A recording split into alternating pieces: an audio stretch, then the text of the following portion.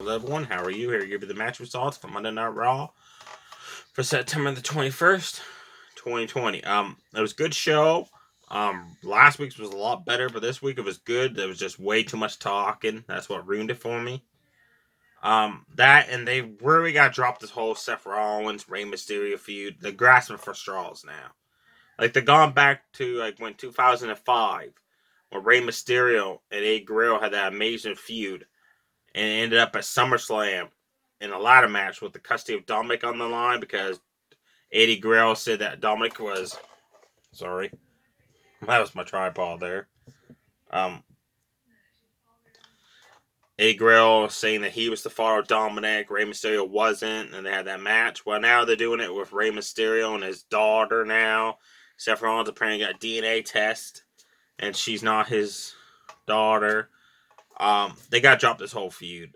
Like I said, it's run its course.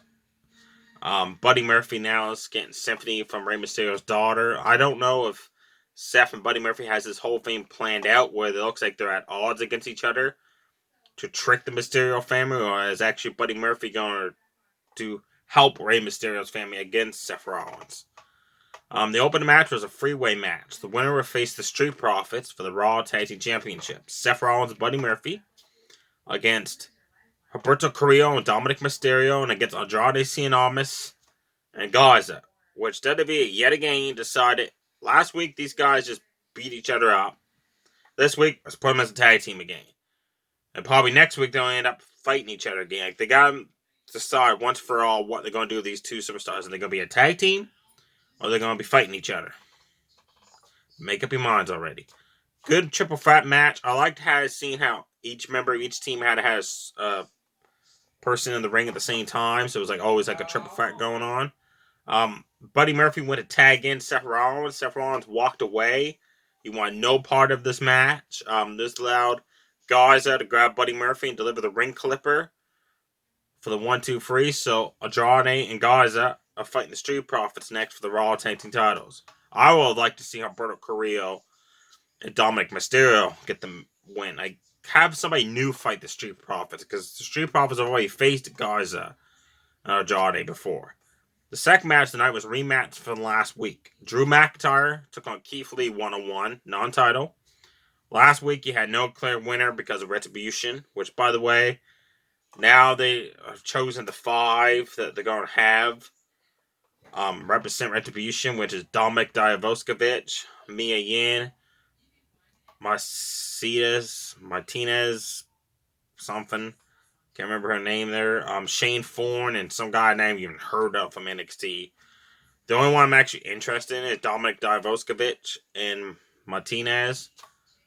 The other 3, I really don't care about. And they got new names, which is T-Bar and Mace, Slapjack. Like, come on, just call them like who they are.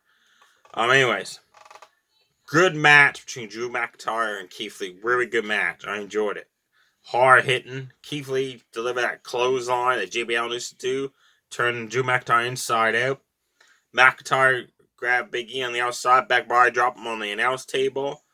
Drew McIntyre reversed the Spirit Bomb into the Claymore kick. Then all of a sudden, Randy Orton appeared out of nowhere of a steel chair and hit Drew McIntyre in the back with it. Then he took out Keith Lee with that running punt kick.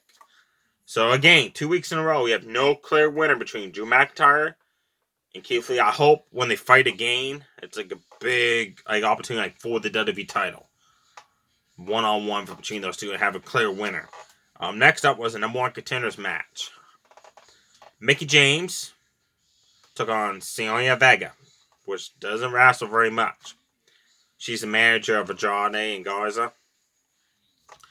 Mickie James, before this match, had a thing backstage, a backstage promo, which she's right. Why does she have to fight someone to get another opportunity against Asuka when clearly last week the referee messed up and she should already be given another opportunity? Well, she took her frustrations out on Vega. And poor Vega.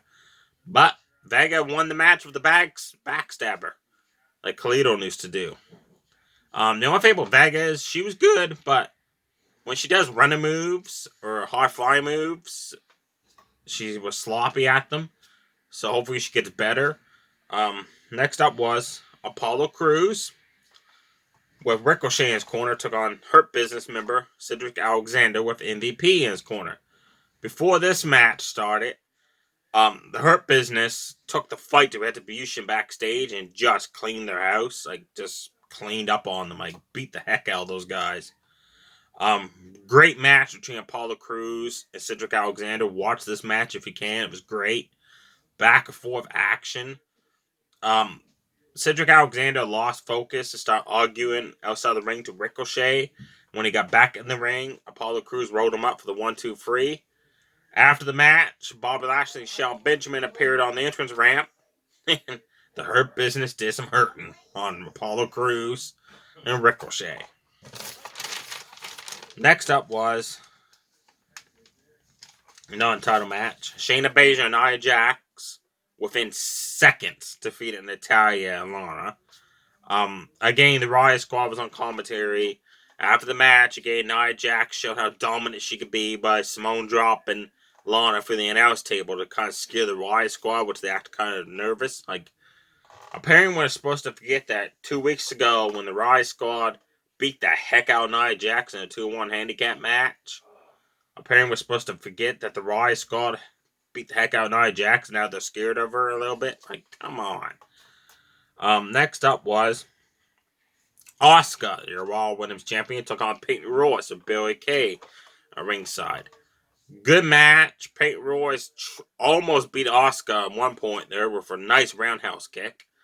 But Asuka won the match. No, I'm sorry. Asuka didn't. She won the match with disqualification because Vega ran in and got some kicks in on Asuka. Then she took off.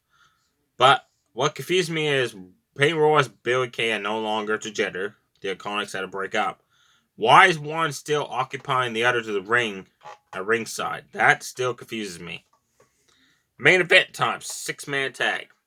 The Hurt Business members, Bobby Lashley, Shelton Benjamin, Cedric Alexander, MVP in the corner, took on Retribution's T-Bar, Mace, and Slapjack, which is Dominic Dijakovic, some guy I never heard of, and Shane Thorne. Dominic Dijakovic face mask kind of remind me of Connor back from the Ascension days. Good match. Basically, Retribution just brawled. Just did a bunch of punches and kicks. The Hurt Business gave them a fight for the money. All of a sudden, the rest of the Retribution showed up because the ending was weird. I mean, Bobby Lashley had Shane Thorne in the Master Lock. Then all of a sudden, Dominic Dijakovic punched Bobby Lashley right in the face. Referee called for the bell, which I don't understand why he called for the bell. All of a sudden, the rest of the Retribution, the Hooded people, showed up. They beat up the Hurt Business. Drew McIntyre ran out with some superstars. And a big brawl was happening. And Rob, you gotta watch this. In the corner, around one of the barricades, MVP's got 3 Retribution members beating the heck out of him. And nobody around is trying to help the guy. It was hilarious. So there you have it. Definitely check out Apollo Crews, Cedric Alexander. Asuka versus Peyton Royce was a really good match. Definitely check out Drew McIntyre versus Keith Lee. The other matches, you really didn't miss much. Stay safe, everybody. Too sweet. Bye.